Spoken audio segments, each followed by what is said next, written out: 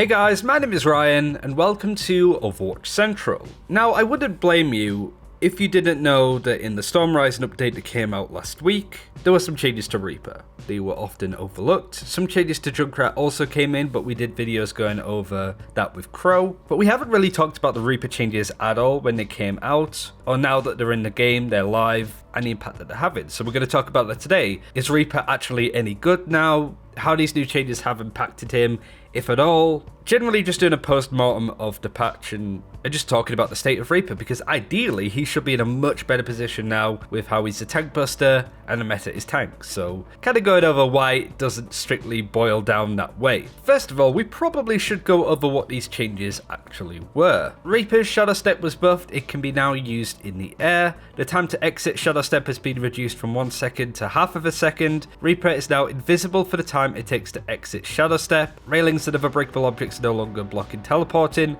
and is now disabled by Zarya's Graviton Surge and Junkrat's Steel Trap, which I think it was before, right? The only way that he could get out was his Wraith Walk. But yeah, those are the actual changes. Quite a few in there for one ability. The developer comments are as followed. Shadow Step was originally intended to be purely an out-of-combat mobility tool to traverse the map, since Wraith Form was actually a great tool for disengaging. However, this made Shadow Step very situational, so we're increasing its flexibility to make it a better, less niche ability. This will enable Reaper to use Shadow Step in more offensive situations. So realistically, it boils down to a quality of life change. So when we look at the meta changes over there, because yeah, overall his pick rate hasn't really gone anywhere. There was a bit of a rise in Grandmaster over the week. Masters had a bit of a rise, but everywhere else has stayed somewhat in the same place. Another issue is if you're looking at Grandmaster in particular, his pick rate does drop over the last week or so. And it's the same with Masters. So those areas where Reaper's pick rate has risen, his win rate has dropped because of it. So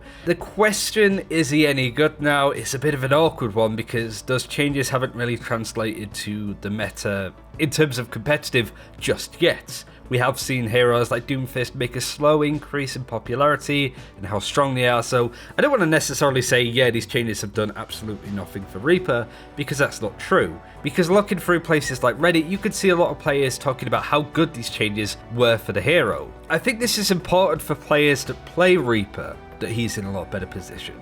For us that typically go against him, you're just not really going to notice these changes as much. But it helps the hero that has been struggling to really find his ground. I still think that's a bit of a problem, to be honest. But you get the point that this is a nice quality of life change, and I think this was really highlighted from a post on Reddit from Clefairia. This was a response to another YouTuber's video talking about how these changes are crap, and it's more of a post refuting the assertion that Shadow Step is not considerably better than it was before. But anyway, highlighting over this post that was written, Clef put he can move very, very close to immediately after appearing. He did some testing and he had a look at the vulnerability window, which is, as he described, a period of time which Reaper can be hit by, say, a Widowmaker that's lining up a headshot, but Reaper can't move, he can't fire, he can't do anything else, and that vulnerability window has dropped down to 0.175 seconds. It's not clear what the time used to be before, but I'm reading it as potentially half a second, where Widowmaker can get in a headshot kill you whilst you can't move. So that is a considerable difference in itself. He goes into a huge amount of detail of the testing he did of a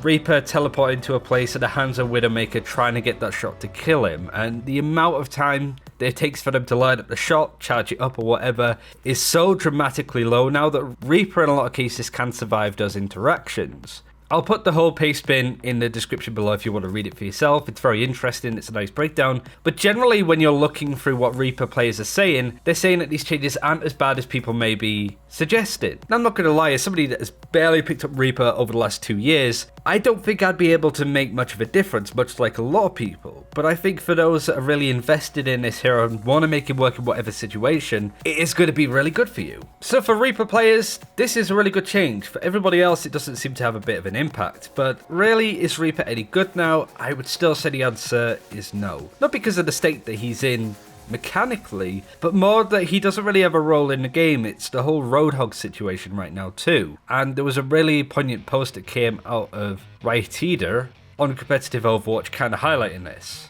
and the title was I think that Blizzard needs to give up on Reaper being a tank buster. Reaper's balance has been in a perpetual state of flux and questionable usability for quite a long time, and has notoriously been completely useless at higher levels of play while completely oppressive at lower levels. A large part of this I believe is because Blizzard refuses to look at areas where Reaper is lacking, which are his abilities, and instead continue to strengthen aspects of Reaper that have more inverse proportional valued base on the skill levels he's played at, such as lifesteal.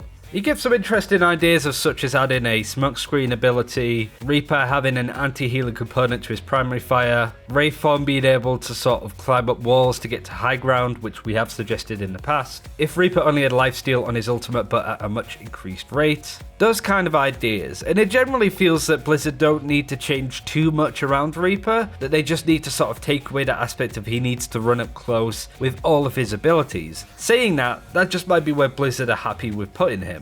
Much like Torbjorn or Bastion, they might only see Reaper as being a niche pick. This previous week in the Overwatch League, Reaper was the least picked hero. Even Ashe, who we highlighted this week, is in a really difficult spot for the pros, was played more. Ashe and McCree were played the same amount, that's a very interesting situation to be in, but Reaper was played less. And that's because he doesn't really have a solid role in the game, and if he did, he would be played a lot more because he's good against tanks, and this is very much a tank meta. You can see it on the Omnic Meta website, with Goats Comp being the most popular run at the moment. So you can sort of see where the problem lies, because playing Reaper isn't terrible. Like, his mechanics seem good. I think for Reaper players, the changes have been very beneficial, but the fact that he doesn't really have a role or a solid role in the game that he's very, very good at makes him awkward. And no doubt if Blizzard tried to buff him, he's going to be a lot stronger in the lower tiers than he is in the higher ones, which makes it even worse. I'll be interested to see what happens to Reaper in the future. We know that no new reworks are coming anytime soon, but they must be looking at Reaper to try and sort of take him away from this oppressive nature that he can have and putting that power to good use. It's a really awkward one to sort of describe the situation he's in, because he's a lot better than he used to be, but in the grand scheme of things, that's still not good enough. Not because he's not a strong hero, but more that it's hard to execute Reaper in a playstyle that really suits him right now, when there's so many hard counters in the game that will just tear him apart. Let me know what you think now. In competitive, are you running into a lot of Reapers? Are you playing him yourself? And seeing as we've been shown a little bit of Reaper gameplay from the Overwatch League, I figured I'd shout out Omen by HP. They are the PC providers of the Overwatch League. Every PC that's played on in that arena is an Omen one, so the best pro players do use them for the most serious and official of games. And of course, myself and Miska have the Omen laptops, which you can check out in the description. They are amazing, they work great, we can stream Overwatch, we can record Overwatch on them. They perform just as well as our PCs here at home. So if you want to check them out, look in the description below. Thanks for watching guys, take care, and I'll see you next time.